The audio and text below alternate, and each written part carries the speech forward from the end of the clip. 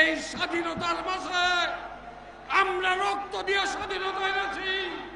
স্বাধীনতা কারো দয়ার দান নয়। এই স্বাধীনতার মাঝে আমরা তিলকওয়ালী মুখ্যমন্ত্রী খালেদা জিয়াকে এক মুহূর্ত ক্ষমতায় দেখতে চাই না। এই কথা বলে আর এক মুহূর্ত তিলকওয়ালী মুখ্যমন্ত্রী শেখ হাসিনাকে ক্ষমতায় দেখতে চাই না। এই কথা বলে